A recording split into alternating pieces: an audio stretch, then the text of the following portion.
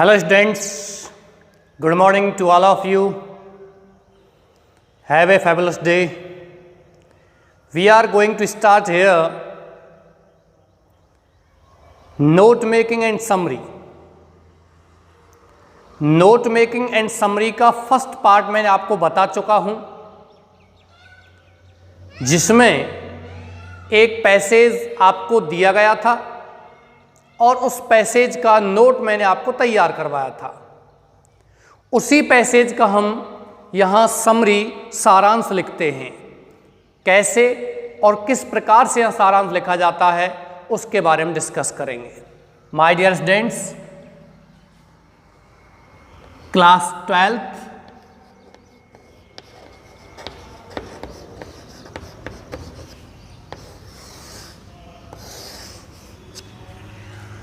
Subject के बात करते हैं तो इंग्लिश, और टॉपिक आपका note making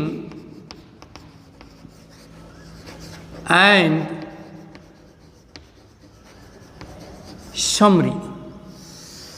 dear students, summary abstraction यानी संक्षिप्तीकरण, सारांश।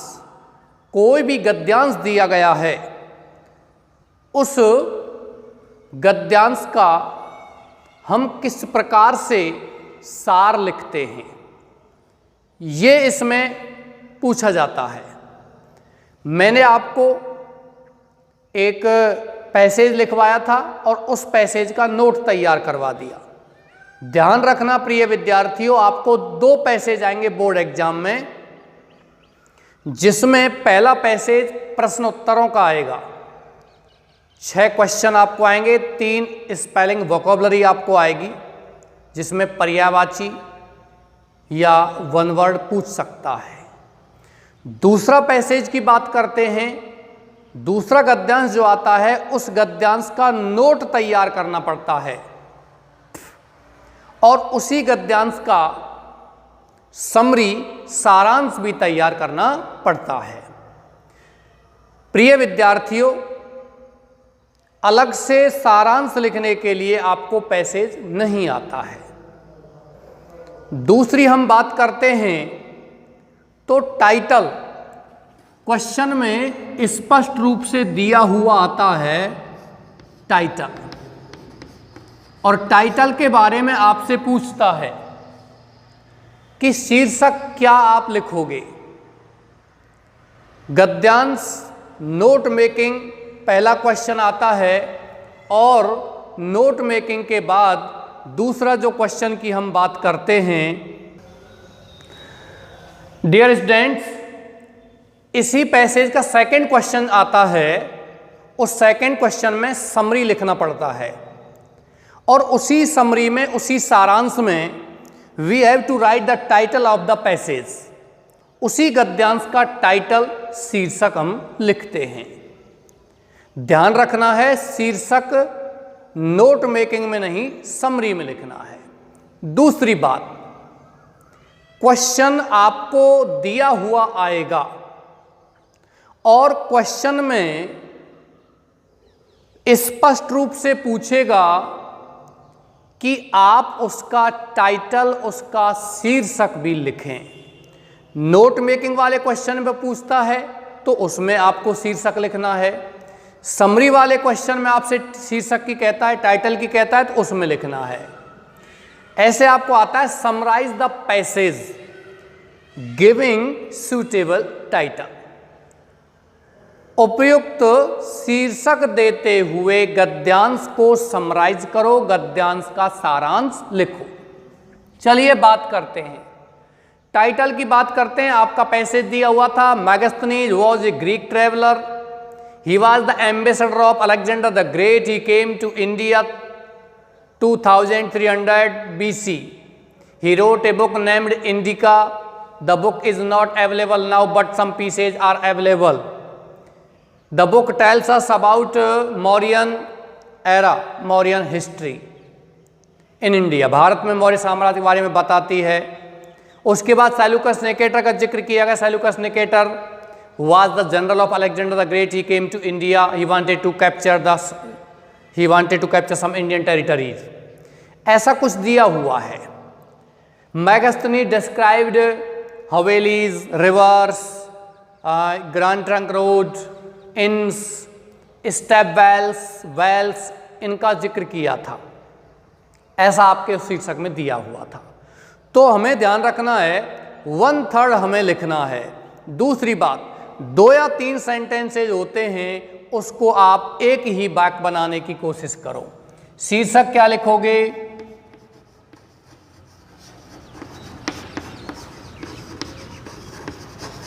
Megasthenes and India. मैगस्थनीज और भारत. या आपका शीर्षक हो सकता है मैगस्थनीज एंड इंडिका. इंडिका उसकी पुस्तक का नाम है. कोई भी शीर्षक, there can be so many titles of one passage. किसी गद्यांश के कई शीर्षक हो सकते हैं, एक ही शीर्षक नहीं. इसका दूसरा शीर्षक लिख सकते हो मैगस्थनीज डैश ए ग्रीक ट्रैवलर. मैगस्थनीज एक यूनानी यात्री. या आप लिख सकते हो Megasthenes and Mauryan history. Megasthenes और मौर्य इतिहास, ऐसा आप लिख सकते हो. ये चीज़ें आपको शीर्षक में लिखनी होती हैं. अब विद्यार्थियों का क्वेश्चन यहां बनता है कि सर शीर्षक में हम कैसे पता चलेगा शीर्षक ये है. नंबर 1, शीर्षक में 1-2 शब्द ऐसे आपको दिए हुए आएंगे जो शुरुआत से लेकर के अंत तक केवल और केवल उसी चीज पे फोकस करते हैं. शुरुआत उसी से होती है, अंत भी उसी से होता है. ये ध्यान रखना है. जैसे कि हमने ये गद्यांश लिखा था, उसमें केवल और केवल किसके बारे में बताया गया था? मैगस्थनीज के बारे में बताया गया था. और मैगस्थनीज ने कौन कौन सी चीज़ों का वर्णन किया था वो बताया था. चलिए सारांश लिखते हैं. ये आपका शीर्षक हो गया. इसके बाद लिखेंगे समरी. समरी यानी कि सारांश. सारांश आप लिखते हो, कैसे लिखेंगे? सबसे पहले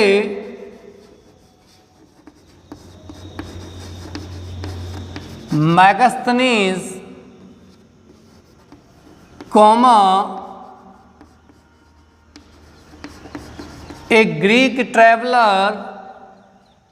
मैगस्थनीज एक यूनानी ट्रैवलर यात्री and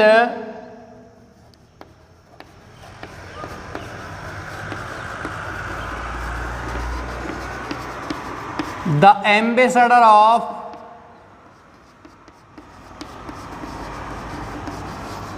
Alexander the Great.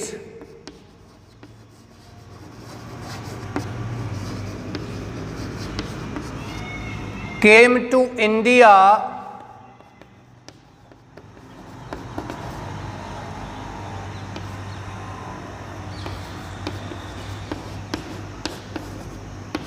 in 2300 BC.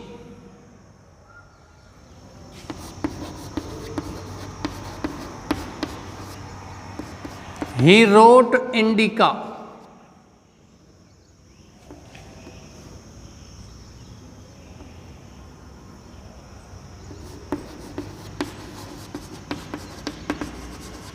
He described rivers, wells,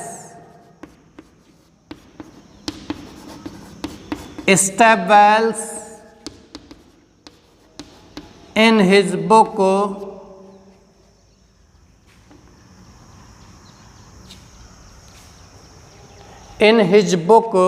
इसको आप बाद में लिख सकते हो. Step wells of Mauryan era in his book. इस प्रकार से आपका ये समरी हो गया। आपने जो गद्यांश लिखा है, सैल्यूकस निकेटर का यहाँ जिक्र करने की आवश्यकता नहीं है, क्योंकि उसका खास उसमें नहीं है। केवल क्या दिया हुआ था, Seleucus Nicator was the general of Alexander the great, he sent Megasthenes, he wanted to capture some Indian territory, बस इतना उसमें दिया गया है। मैगस्थनीज के बारे में इसमें सारी चीज़ें आ चुकी हैं कि मैगस्थनीज कौन था, ग्रीक ट्रैवलर था। मैगस्थनीज एम्बेसडर था अलेक्जेंडर ग्रेट का, came to India in 2300 BC, तो 2300 BC में वो भारत आया था और उसने एक पुस्तक लिखी थी जिसका नाम क्या था, इंडिका। और इसी पुस्तक में, इंडिका नाम की जो पुस्तक लिखी थी, इसी पुस्तक में उसने रिवर्स नदियों का, वेल्स कुओं का, स्टेबल्स बावड़ियों का, ऑफ मौर्यन एरा, मौर्य युग के बावड़ियों का और इनका जिक्र किया था। ओके डियर्स, ये आपका क्या कहते हैं समरी, जो पैसेज आपको करवाया था उसका। आशा करता हूं ये आपको समझ में आ गया होगा। समरी इतनी ही लिखनी है जितना आपका पैसेज है। ध्यान रखना, आपको लगता है सर इस प्रकार से सारांश लिखते समय हम केवल और केवल पैराग्राफ नुमा शब्दों का प्रयोग करेंगे, जबकि नोट मेकिंग बनाते समय हमें पॉइंट्स का जिक्र करना है, बिंदुओं का जिक्र करना है। ओके डियर्स, यहां से आगे चलते हैं। नेक्स्ट पैसेज आपको एक पैसेज और करवा देता हूं। प्रिय विद्यार्थियों, सेकंड पैसेज में ये आपको कुछ साल्ट के बारे में बताया गया है। छोटा ही पैसेज है, केवल समझाने के पर्पज से यहां लिया है। पैसेज सेकंड में बताया गया है, salt is a miraculous gift. Salt नमक इज होता है ए मैरिकुलस गिफ्ट, एक चमत्कारिक गिफ्ट मीन्स उपहार ऑफ नेचर। सेकंड पैसेज है, ज़्यादा बड़ा पैसेज नहीं है, बिल्कुल छोटा पैसेज है। बड़ा पैसेज मैंने यहाँ नहीं लिया है, आपको समझाने के पर्पज से। साल्ट नमक इज होता है ए मेरिकुलस गिफ्ट, एक चमत्कारिक उपहार ऑफ नेचर, किसका, प्रकृति का। पहले पैसेज में मैगस्थनीज के बारे में बात की गई थी। इट इज, यह है, one of the most useful, one माने एक, ऑफ द मोस्ट माने सबसे अधिक, यूजफुल माने उपयोगी, एंड अमेजिंग और आश्चर्यजनक, मिनरल्स माने खनिज पदार्थ, ऑन द अर्थ, यह सबसे अधिक आश्चर्यजनक खनिज पदार्थों में से एक है। डिराइव्ड, जो लिया, ऑन अर्थ, किस पर, पृथ्वी पर, जमीन पर पाए जाने वाला, डिराइव्ड जो लिया गया है, फ्रॉम द सी, किससे, समुद्र से, एंड रॉक्स और चट्टानों से लिया गया है। साल्ट के बारे में जिक्र किया गया है कि साल्ट एक मिरेकलस गिफ्ट ऑफ नेचर है, प्रकृति का एक उपहार है। चलिए बात करते हैं। इट इज यूज्ड, इसका जिक्र किया जाता है, इन ऑल बेकरी प्रोडक्ट्स माने सभी बेकरी के प्रोडक्ट्स में। बेकरी माने, बेक माने पकाना, सेकना, बेक करना। तो जो भी खाद्य पदार्थ हैं, बेकरी के पदार्थ हैं, उन सभी में नमक का उपयोग किया जाता है। कौन कौन से बेकरी प्रोडक्ट्स हैं? प्रिपेयर्ड फूड्स, तैयार किए हुए भोजन, सॉसेज, सूप्स, स्पाइसेज, इन सभी में इसका उपयोग किया जाता है। चाहे वो सॉस हो, चाहे वो सूप हो, चाहे आपके मसाले हो, चटनी कह सकते हो इनको, शोरबा कह सकते हो, मसाले कह सकते हो, इन सभी में इसका जिक्र किया जाता है, इसका उपयोग किया जाता है। It is an extra ordinary food preservative, यह होता है एन एक्स्ट्रा ऑर्डिनरी, एक असाधारण, फूड प्रिजर्वेटिव माने भोजन का संरक्षक।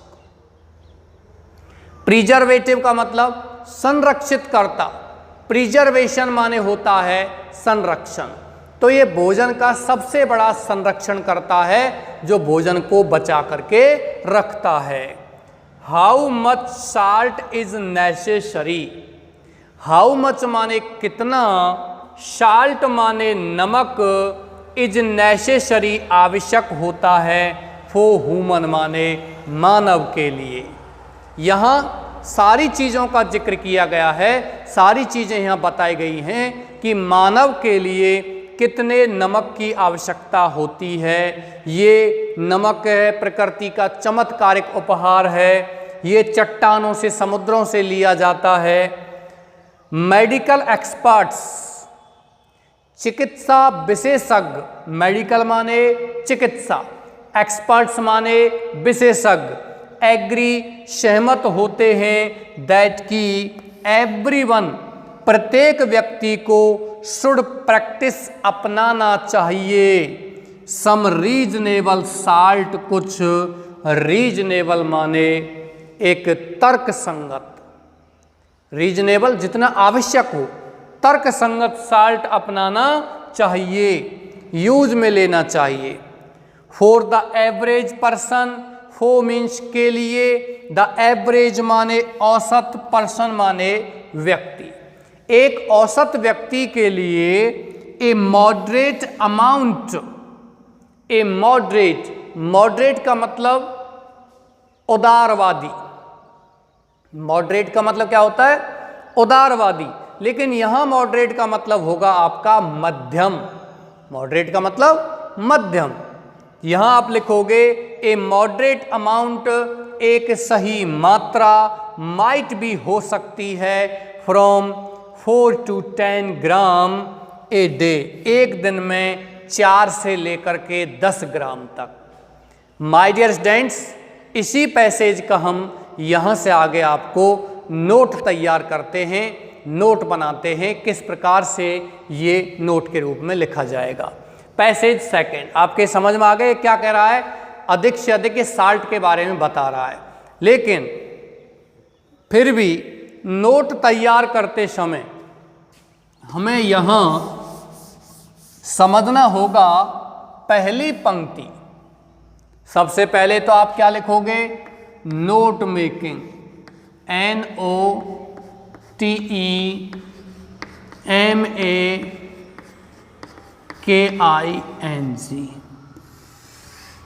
ये आपका टॉपिक का नाम है, note making and summary abstraction, जो केवल अपन यहाँ लिख रहे हैं, केवल ये बोर्ड पर ही लिखा जाएगा, ये आपको नहीं लिखना है, आपको तो ये लिखना है। जब आप नोट मेकिंग तैयार कर रहे हो तो नोट मेकिंग लिखना है, और जब आप समरी लिख रहे हो तो यहाँ क्या लिखना है, समरी लिखना है। तो नोट मेकिंग में डियर स्टूडेंट्स, आपका फर्स्ट, पहला जो टाइटल है, शीर्षक है, वो क्या होगा, साल्ट, क्या होगा, साल्ट। और साल्ट के नीचे आप लिखोगे ए मरिकुलस गिफ्ट ऑफ नेचर, तो आपका साल्ट के नीचे क्या लिखोगे, मेरिकुलस गिफ्ट ऑफ नेचर। चलिए एक नंबर डाल करके नीचे रोमन संख्या में क्या लिखोगे,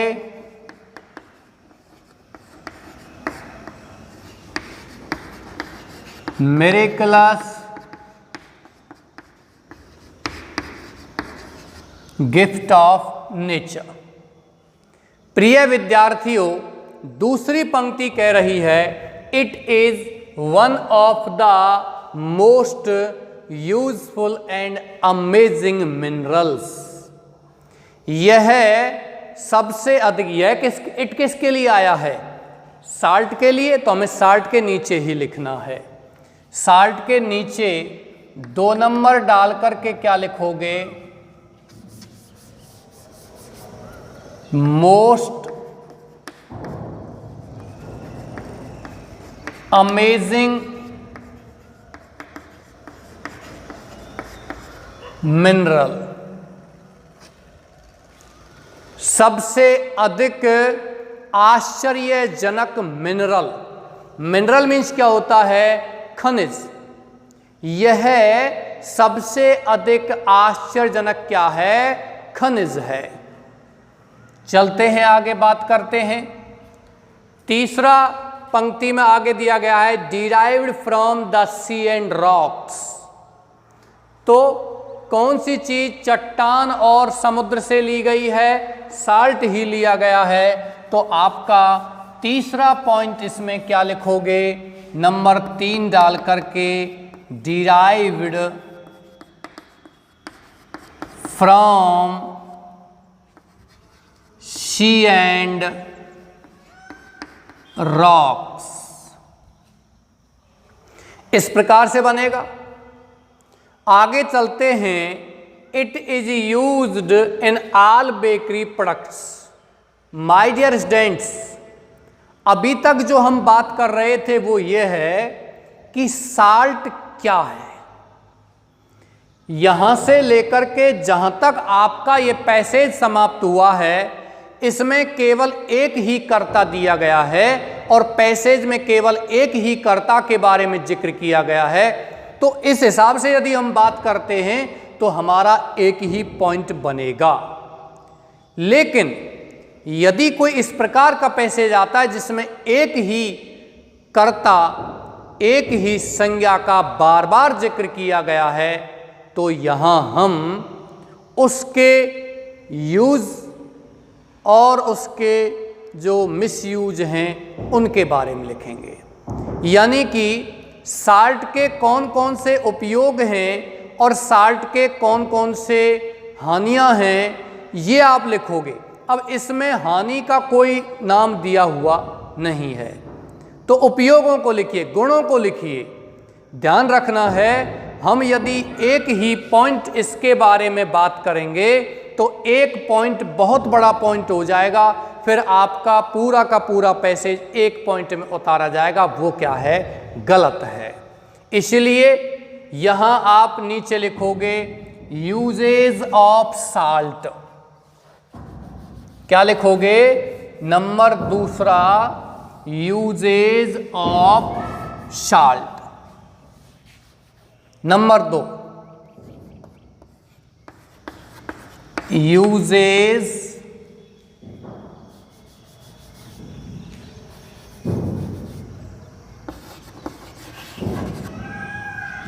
ऑफ साल्ट। साल्ट के उपयोग, कौन कौन से उपयोग हैं साल्ट के? नमक किन किन चीजों में काम में लाया जाता है वो नीचे लिखना है। नीचे पॉइंट में आप लिखोगे all bakery products. Number 1 all bakery products. और नंबर 2 क्या लिखोगे?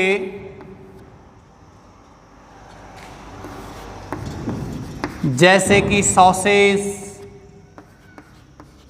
सूप्स, बस इतना लिख दीजिए। स्पाइसेज लिखना चाहते हो तो स्पाइसेज मीन्स होता है मसाले। मसालों में, सूप्स में, सॉसेज में इसका उपयोग किया जाता है।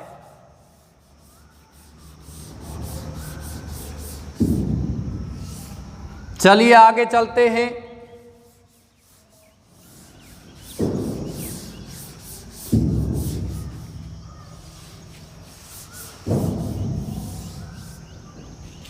Number 3 necessity.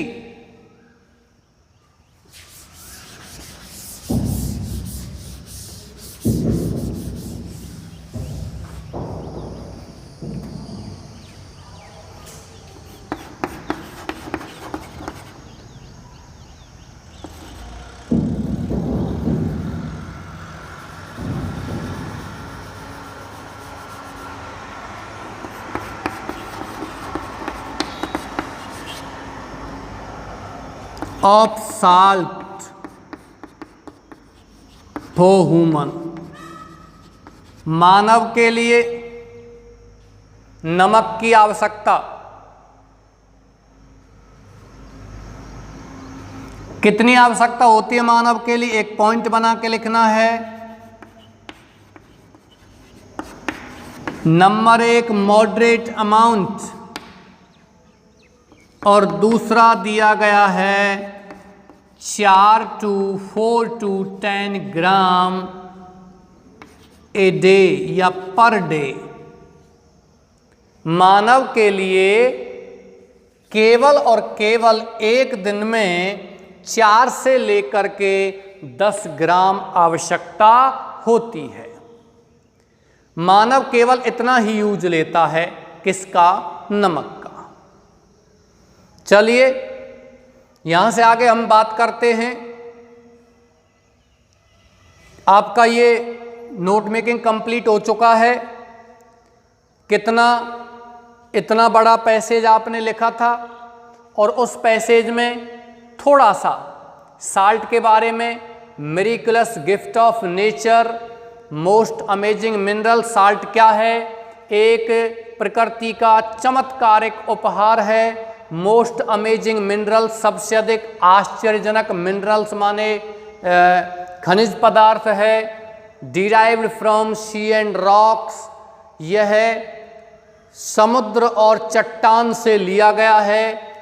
इसके बाद यूजेज ऑफ साल्ट, साल्ट के कौन कौन से उपयोग हैं, कहाँ कहाँ साल्ट का उपयोग किया जाता है? तो साल्ट का उपयोग सभी जो बेकरी प्रोडक्ट्स हैं, प्रिपेयर्ड फूड हैं, उन सभी में साल्ट का उपयोग किया जाता है।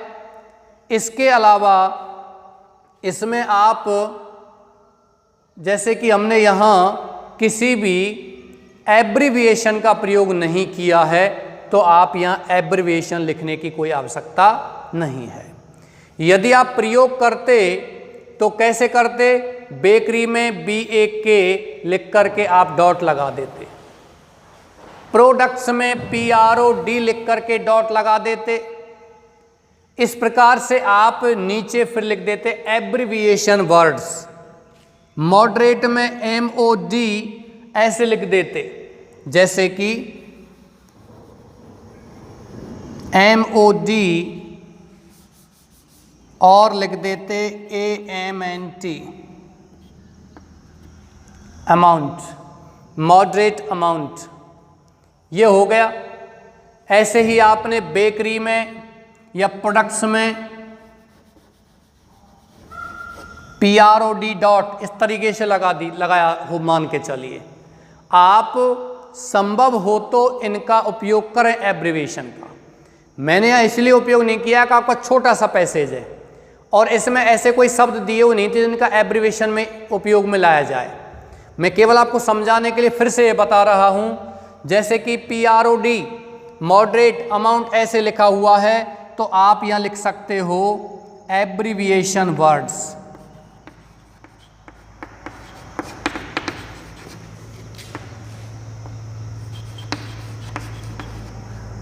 कौन कौन से शब्द हैं, आप चाहो तो इस प्रकार से भी इसको बंद कर सकते हो, चाहो तो इस प्रकार से भी इसको आप बंद कर सकते हो। जैसे कि कौन सा शब्द है? PROD आप लिख सकते हो प्रोडक्ट्स। जैसे कि MOD मॉडरेट। जैसे कि और कौन सा शब्द है? अमाउंट। AMNT आप लिख सकते हो AMOUNT अमाउंट। अमाउंट मीन्स क्या होता है, मात्रा। तो ये ऐसे शब्द यहाँ बताए गए हैं। ओके डियर स्टूडेंट्स, आपका सेकंड पार्ट में नोट मेकिंग समरी टॉपिक चल रहा है और इसका लास्ट पार्ट है। My dear students, note making passage का मैं आपको बता चुका हूँ, सेकंड पैसेज का। समरी की बात करते हैं तो इस क्लास में, इस पार्ट में आपको सारांश लिखाया जाएगा, सारांश समझाया जाएगा और सारांश में किस प्रकार से आपको you have to write only the title of the passage. शीर्षक का आपको विशेष ध्यान रखना है, क्योंकि टाइटल आपसे इसी प्रश्न में पूछा जाता है।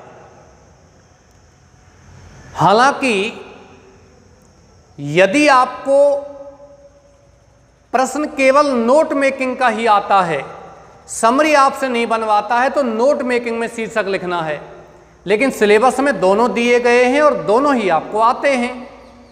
दूसरी बात मैं आपको पहले ही बता चुका हूं कि सारांश जो हम लिखते हैं उस प्रश्न में स्पष्ट रूप से आपसे पूछता है।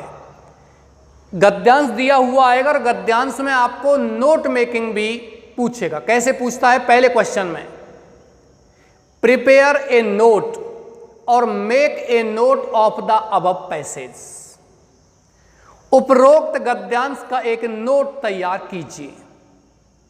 दूसरी बात, इसी गद्यांश के नीचे ये प्रश्न आएगा और इसके नीचे फिर दूसरा प्रश्न आएगा। वो कैसे आएगा? Summarise the above passage giving suitable title. उपयुक्त शीर्षक लिखते हुए आप इस गद्यांश को सारांश लिखो, सारांश में बदलो। ऐसे आपको दिया हुआ आता है। माय डियर स्टूडेंट्स, ये आपको ऐसे टाइटल्स में लिखना है। 1/2 आधे अंकों का ये शीर्षक आपको आता है। 2 नंबर का समरी, 4 नंबर का पैसेज, नोट मेकिंग।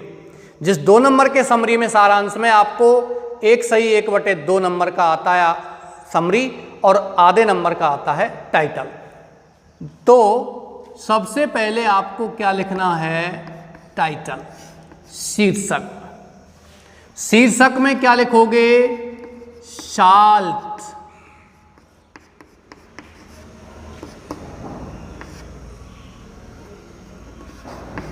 ए मिरेकुलस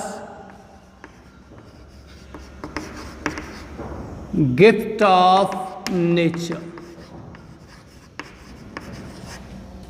नमक, प्रकृति का एक चमत्कारिक उपहार। यदि आप इसको ऐसे शीर्षक नहीं लिखना चाहते तो लिख सकते हो यूजेज ऑफ साल्ट, नमक के उपयोग, बस इतना लिख दीजिए। यदि किसी बच्चे ने केवल और केवल लिख दिया साल्ट तो भी बिल्कुल सही है, क्योंकि हमें ये पूरा का पूरा पैसेज, पूरा का पूरा जो गद्यांश है वो हमें केवल और केवल साल्ट के बारे में ही बता रहा है। माय डियर स्टूडेंट्स, इस समरी को लिखने के बाद हम आगे चलते हैं। नेक्स्ट अपनी जो क्लास होगी उसमें मैं आपकी बुक्स प्रारंभ करवाने जा रहा हूं और बुक्स में आपके 2 सेक्शन हैं, प्रोज सेक्शन और पोइट्री सेक्शन। प्रोज सेक्शन में भी 2 हैं, एक आपका निबंध वाली किताब दी गई है और एक दी गई है आपकी स्टोरी, कहानी वाली किताब। तो इसमें प्रोज सेक्शन गद्य भाग को अभी थोड़ा बाद में, पहले हम पोइट्री सेक्शन को लेते हैं, काव्य को स्टार्ट करते हैं, कविताओं को प्रारंभ करते हैं। और कविताओं में आपके 5 कविता दी गई हैं, जिसमें Ben Jonson, Rajan Agrawal, William Shakespeare, W.W. Gibson, इस तरह के महान कवियों की कविताएं दी गई हैं। मैं उसके बारे में आपको थोड़ा सा बताऊंगा। पहले समरी के बारे में बात करते हैं। समरी यानी कि सारांश। इसी पैसेज का समरी लिखते हैं, सारांश लिखते हैं। देखिए, साल्ट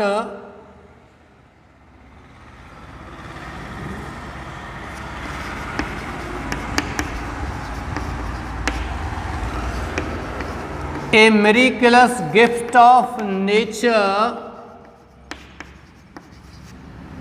साल्ट प्रकृति का एक मिरेकलस यानी कि चमत्कारिक उपहार, gift of nature,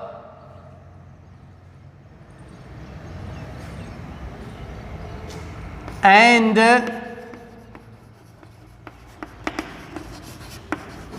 amazing minerals derived from the sea and rocks। किससे लिया गया है?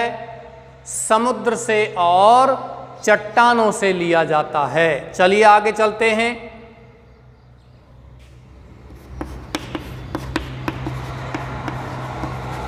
It is used in bakery products,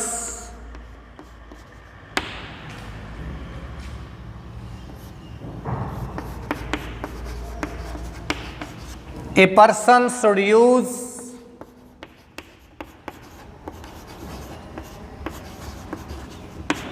moderate amount of salt as 4 to 10 ग्राम।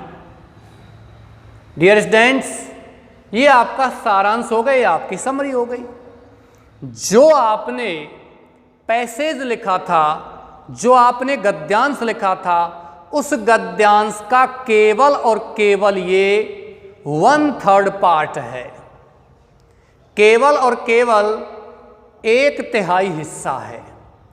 यदि आपको सारांश लिखते समय, समरी लिखते समय ऐसे भी कुछ प्रॉब्लम आती है तो आप ऐसे लिख सकते हो। मैं कमज़ोर विद्यार्थियों की बात कर रहा हूँ। पहली पंक्ति को आप लिखिए, दूसरी और तीसरी पंक्ति को छोड़ दीजिए। चौथी पंक्ति को लिखिए, पांचवी और छठवीं पंक्ति को छोड़ दीजिए। सातवीं पंक्ति को लिखिए, आठवीं में नवीं को छोड़ दीजिए। 10वीं को लिखिए, 11वीं में 12वीं को छोड़ दीजिए। इस प्रकार से आप किसी न किसी पैसेज का आराम से सारांश लिख सकते हो, आराम से समरी लिख सकते हो। यदि आपको याद हो तो आप यहाँ सारांश लिखते समय कुछ पर्यायवाची शब्दों का, साइनेंस का प्रयोग कर सकते हो, जैसे कि अमेजिंग यहाँ लिखा हुआ है तो इस जगह पर आप लिख सकते हो एस्ट्रोनाइजिंग, या लिख सकते हो surprising gift of nature. Minerals का कुछ नहीं, यूज्ड का, बेकरी प्रोडक्ट्स का, ए पर्सन, ऐसा कुछ इसमें दिया हुआ नहीं है। मॉडरेट लिखा है, रीजनेबल शब्द भी दिया गया है उसमें, उसको लिख सकते हैं। चलो इसका हिंदियत करके देखते हैं। हिंदियत से पहले मैं आपको उसके बारे में बता देता हूं। आपके क्लास 12th के पोइट्री सेक्शन में महान ड्रामेटिस्ट, द ग्रेट ड्रामेटिस्ट, नाटककार विलियम शेक्सपियर की कविता दी गई है, द 7 एजेस ऑफ मैन, इंसान की 7 अवस्थाएं। प्रिय विद्यार्थियों, इस कविता में आपको मैं थोड़ा इसलिए बता देता हूं कि नेक्स्ट पार्ट में हम केवल कविताएं शुरू कर रहे हैं, इसलिए मैंने यहां थोड़ा सा समय लिया है पोइट्री बताने के लिए। उसमें William Shakespeare the 7 ages of man, जो कविता का नाम आपके सिलेबस में दिया गया है, वो एज यू लाइक इट एक नाटक लिखा था, सुखांत नाटक। नाटकों के कई प्रकार होते हैं प्रिय विद्यार्थी, एक तो ट्रेजेडी, एक कॉमेडी, 2 प्रकार होते थे पहले, ट्रेजेडी दुखांत नाटक और कॉमेडी सुखांत नाटक। एक ऐसा नाटक जिसमें केवल दुख के बारे में वर्णन किया जाता है वो ट्रेजेडी ड्रामा कहलाता है, और जिसके बारे में केवल सुख या प्रेम विषयक बातें की जाती हैं वो कॉमेडी कहलाता है। हालांकि बाद में एक और रूप चला था ट्रेजी कॉमेडी, और भी बाद में कई रूप नाटकों के चले हैं। मीनेस, खतरा, संकट वाला नाटक जिसमें न खतरा है न आपका सुख है न दुख है, केवल बातें चल रही हैं और किसी आने वाले खतरे के बारे में अपन दुख महसूस कर रहे हैं। दुख नहीं आया है लेकिन दुख महसूस कर रहे हैं। इस प्रकार के भी नाटक होते हैं। चलिए हम नाटक के बारे में जिक्र नहीं करेंगे because we are studying here compulsory English not literature. Literature में इन सब का जिक्र किया जाता है। कंपल्सरी में केवल आपको छोटा सा एक पार्ट दिया गया है, उस पार्ट के बारे में हम जिक्र करेंगे यहाँ। उस पार्ट में एज यू लाइक इट से ये कविता ली गई है जिसमें ये बताया गया है कि इंसान की 7 अवस्थाएं होती हैं। विलियम शेक्सपियर ने कहा है लाइफ इज ए ड्रामा, जीवन एक नाटक है। All the world is like a stage, पूरा संसार एक मंच की तरह है। एंड यहाँ जो पुरुष और स्त्रियां हैं, all the man and women are only players, और you can say actor and actresses. यहाँ सभी पुरुष स्त्रियां अभिनेता अभिनेत्री हैं। ये संसार पूरा का पूरा एक नाटक का मंच है। और जीवन को क्या बताया है? नाटक बताया, जिस प्रकार से मंच पर, स्टेज पर कोई व्यक्ति या नाटककार, नाटक करने वाला आता है, अपने नाटक करने के बाद फिर वो चला जाता है, निकल जाता है। उसी प्रकार से इस संसार रूपी मंच पर, संसार के मंच पर इंसान, स्त्री पुरुष आते हैं, अपना पूरा जीवन जीते हैं, यानी कि नाटक करते हैं और फिर वो निकल जाते हैं, चले जाते हैं। ये उन्होंने कहा है। माय डियर स्टूडेंट्स, यहाँ विलियम शेक्सपियर के अलावा बेन जॉनसन, ये भी विलियम शेक्सपियर के बाद आए थे। विलियम शेक्सपियर 1564 से लेकर के और 1616 तक रहे थे। इसके बाद इन्होंने बहुत सारे नाटक लिखे हैं, 154 सोनेट लिखे हैं, 37 ड्रामाज लिखे हैं, नाटक लिखे हैं। इसके बाद आए थे बेन जॉनसन। बेन जॉनसन का भी इसमें एक कविता दी गई, बहुत शानदार कविता दी गई, जिसमें लिली के बारे में और ओक ट्री के बारे में बताया गया है, बलूत के पेड़ के बारे में और लिली के फूल के बारे में बताया गया है। मैं इन सभी जो कविताओं का यहाँ वर्णन किया गया है, उन सभी कविताओं का वर्णन मैं आपको करूँगा, बताऊँगा। नेक्स्ट जो कविता में कौन सी दी गई थी, नेक्स्ट में आपको बताया गया है स्नेयर जाल। उसमें बताया गया है कि कवि पक्षियों का, जानवरों का बहुत बड़ा प्रबल प्रेमी है। वो चाहता है कि पक्षियों को, जानवरों को आज़ाद रहना चाहिए, उनको किसी भी स्थिति में हमें कैद नहीं करना चाहिए। अचानक वो कवि क्या करता है, एक आवाज़ सुनता है, और वो सुनता है कि खरगोश की आवाज़ है, और वो आवाज़ दर्द भरी आवाज़ होती है। वह तुरंत ही महसूस कर लेता है कि ये खरगोश कहीं ना कहीं किसी भी जाल में, किसी केज में, किसी लूप फंदे में फंसा हुआ है, नेट में फंसा हुआ है, स्नेयर, ट्रैप किया गया है उसे। वो बड़े दुख में है, चीख पुकार रहा है, और चीख पुकारते उसने पूरे वातावरण को भी एक दुख में बना दिया है। चीख पुकारते उसने वातावरण को बेकार बना दिया है, डरावना बना दिया। ये उसमें दिया गया है। एक कविता राजन अग्रवाल की दी गई, होप, आशा। हमें जीवन में केवल और केवल पॉजिटिव रहना चाहिए, जिसका मतलब होता है आशा। हमें आशा करनी चाहिए, भविष्य में हमें क्या करनी चाहिए, आशा करनी चाहिए, निराशा नहीं रखनी चाहिए। आशा ही वो चीज़ है जो हमें, हमारे जीवन को आगे बढ़वाती है। आशा ही वो है जो हमें भूतकाल से लेकर के वर्तमान तक लाई और भविष्य की ओर ले जा रही है। तो उस कविता में पूरा का पूरा आशा के बारे में, कविता का नाम ही होप है, आशा, उम्मीद। दूसरा नाम एक्सपेक्टेशन दिया गया, उम्मीद। तो इस कविता में केवल और केवल आशा के बारे में वर्णन किया गया है। हम इसका भी जिक्र करेंगे, इसके बारे में भी बात करेंगे।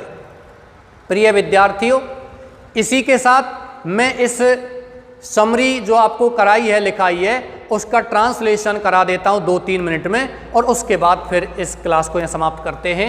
नेक्स्ट फिर बात अपन करेंगे। ओके डियर्स, समरी सारांश, salt A miracles gift of nature. Salt नमक इज होता है ए मिरेकलस यानी कि चमत्कारिक गिफ्ट ऑफ नेचर, प्रकृति का उपहार। एंड अमेजिंग मिनरल्स, और यह आश्चर्यजनक खनिज पदार्थ है, डिराइव्ड जो लिया गया है फ्रॉम द सी, किससे, समुद्र से, एंड रॉक्स और चट्टानों से। नमक समुद्र और चट्टानों से लिया जाता है। Okay dears, it is used in bakery products. यह सभी बेकरी, बेकरी यानी बेक यानी कि पकाना, सभी प्रोडक्ट्स जिनको पकाया जाता है, खाद्य पदार्थ हैं उनको पकाया जाता है, उन सभी में इसका यूज लिया जाता है। ए पर्सन, एक व्यक्ति को शुड यूज उपयोग करना चाहिए, मॉडरेट अमाउंट, एक सही मात्रा, मॉडरेट माने मध्यम, उदारवादी, मॉडरेशन, अमाउंट मात्रा ऑफ साल्ट, नमक की, एज जैसे कि 4 to 10 ग्राम, 4 से लेकर के 10 ग्राम तक इसका उपयोग करना चाहिए। मैं आशा करता हूं प्रिय विद्यार्थियों, ये आपका टॉपिक समाप्त हो चुका है। नोट मेकिंग समरी आपको अच्छे से समझ में आया होगा। फिर भी किसी विद्यार्थी को कोई भी समस्या हो, any doubt, any topic, you can consult your teachers. आप मुझसे संपर्क कर सकते हो, आप कमेंट बॉक्स में भी डाल सकते हो, या आप पर्सनली व्हाट्सएप पर मैसेज भी सेंड कर सकते हो। आपकी समस्या का समाधान तुरंत ही करवा दिया जाएगा। यहाँ से आगे नेक्स्ट आपकी जो क्लास है, उस क्लास में आपकी ग्रामर पोर्शन बिल्कुल कंप्लीट हो चुका है 40 नंबर का, और नेक्स्ट क्लास से आपका 40 अंकों की 2 बुक्स हैं, 2 किताबें हैं। उन किताबों को अपन प्रारंभ करने जा रहे हैं, और उन किताबों में भी आपका पोइट्री सेक्शन यानी काव्य सेक्शन जो है उसको यहाँ प्रारंभ करवाया जाएगा। इसी के साथ आज की क्लास में समाप्त करता हूँ। Thank you very much. I hope और wish you a bright future. Thanks again.